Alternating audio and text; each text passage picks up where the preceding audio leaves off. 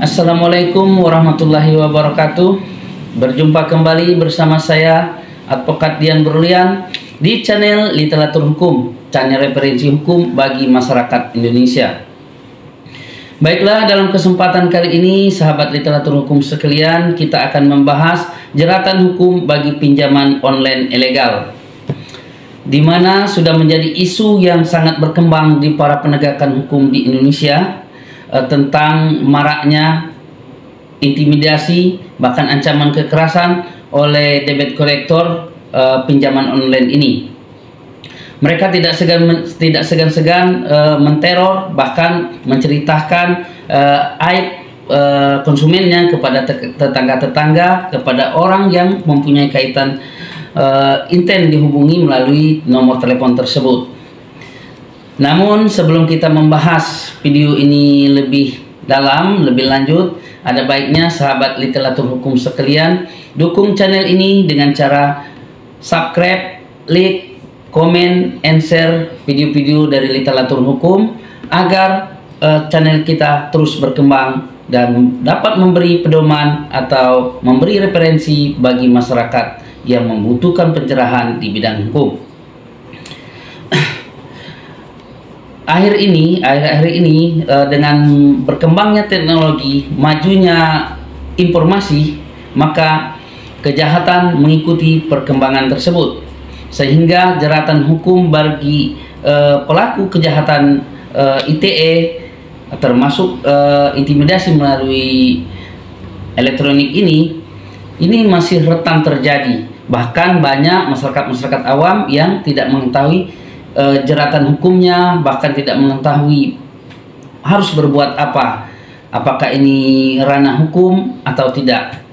Nah, dalam kesempatan kali ini sahabat literatur hukum sekalian, saya akan membahas apakah pinjaman online ilegal ini bisa dijerat hukum.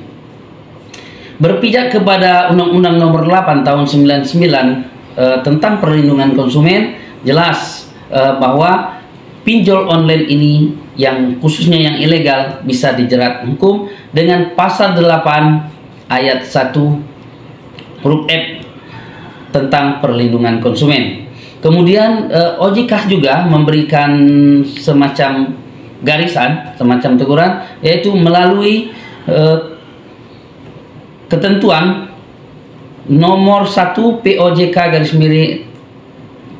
/7/2013 tentang perlindungan konsumen jasa keuangan. Jadi sudah ada pijakan hukumnya. Nah, kemudian bagaimana jeratannya ini Pak Dian? Jeratan hukumnya tadi kita lihat di pasal 8 ayat 1 huruf F Undang-Undang Nomor 8 Tahun 99 tentang perlindungan konsumen, di mana pengusaha atau pemberi jasa keuangan yang memberi atau menjual jasa barang dan jasa yang tidak sesuai dengan label, etiket, iklan, maka dia bisa dijerat dengan ancaman pidana 5 tahun penjara atau denda paling banyak 2 miliar rupiah. Nah, di sini tegas sekali diatur. Lah, terus kaitannya dengan pinjol online ini, mereka para pengusaha atau para pemasar atau para pramujasa ya dari pinjaman online ini sering menawarkan bahwa pinjaman kami ringan bunga, kami terdaftar di OJK, kami mempunyai lisensi, sehingga meyakinkan konsumennya bahwa dia mempunyai otoritas untuk melakukan pinjaman online. Faktanya ketika dicek, mereka tidak terdaftar di OJK. Jadi saya sarankan kepada sahabat literatur hukum ya, kalau mau mengerjain pinjol, tapi sebenarnya ini secara agama dilarang ya. Kalau secara hukum kita bisa kerjain, cek dulu pinjolnya ini apakah dia terdaftar di OJK atau tidak. Nah, ketika dia tidak terdaftar di OJK, maka dia adalah pinjol ilegal. Pinjam saja, nggak usah dibayar, tapi ketika dia melakukan intimidasi, lapor saja akunnya sehingga dia masuk penjara. Tapi ini sebenarnya saya tidak menganjurkan. Namun inilah triknya untuk menjatuhkan pinjol yang ilegal ini. Jadi sahabat literatur hukum sekalian, jelas sekali ya bahwa pinjol pinjaman online ini yang ilegal ini bisa dijerat hukum dengan ancaman 5 tahun penjara berdasarkan Undang-Undang Nomor 8 Pasal 8 Ayat 1 huruf F, di mana mereka pengusaha atau orang dilarang menjual barang dan jasa yang tidak sesuai dengan label etiket kegunaannya dan lain sebagainya sehingga merugikan konsumen, maka dia dijerat dengan ancaman pidana 5 tahun penjara dan denda 2 miliar rupiah. Jadi jelas sekali, dan mereka ini ketika ditetapkan dengan pasal ini bisa langsung ditahan oleh pihak kepolisian. Tapi kita harus jeli juga, kita rekam ancamannya, kita screenshot semua akun-akunnya sebagai bukti untuk membuat laporan di kepolisian. Nah, kemudian di mana kita melapor ini, Pak Dian? Karena ini kan bukan kejahatan biasa, kita bisa langsung ke Polda untuk membuat laporannya di cybercrime. Nanti di sana dicek dan diterima dan dikembangkan sehingga bisa menemukan di mana alamat dan tempat perusahaan pinjaman online ilegal ini berada.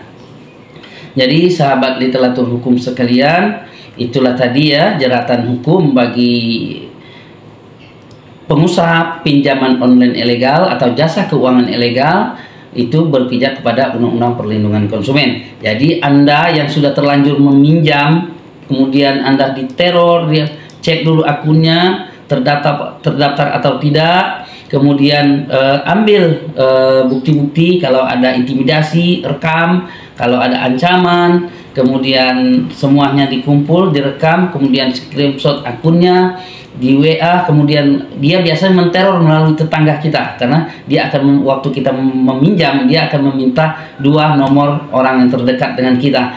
Kadang melalui itu aib kita juga dibongkar, tidak menutup kemungkinan dia juga bisa dijerat dengan Undang-Undang ITE ketika dia menyebar berita bohong terkait diri kita, terkait utang piutang kita tadi. Jadi namun yang paling jelas tetap di Undang-Undang Perlindungan Konsumen.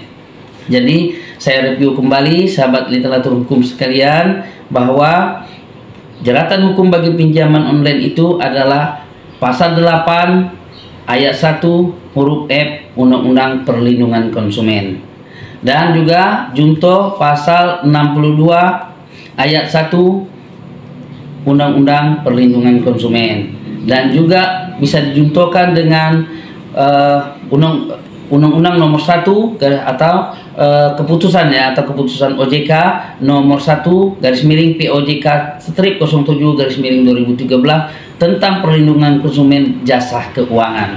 Jadi Anda yang sudah terlanjur jangan takut, hadapi dan jelaskan. Jika perlu kalau memang akunnya palsu silahkan kita laporkan. Baiklah sahabat literatur hukum sekalian, itulah yang dapat saya sampaikan. Namun saran saya sebelum kita tutup konten kita kali ini, sebaiknya Anda tidak usah meminjam pinjaman online karena apapun itu kita dilarang untuk berbuat curang. Jadi kalaupun sudah terlanjur kemudian Anda diintimidasi, Anda juga tidak perlu takut. Cek akunnya, kemudian siapkan tadi yang saya jelaskan tadi, bukti-buktinya, laporkan ke pihak kepolisian. Namun bagi sahabat literatur seluruh Indonesia yang ingin bertanya, silakan tuang di kolom komentar. Yang ingin juga mereview atau memberikan saran pendapat tentang konten kita ini, silakan tuang di kolom komentar. Saya sangat berterima kasih. Akhir kata, wabillahi taufiq wal hidayah. Wassalamualaikum warahmatullahi wabarakatuh.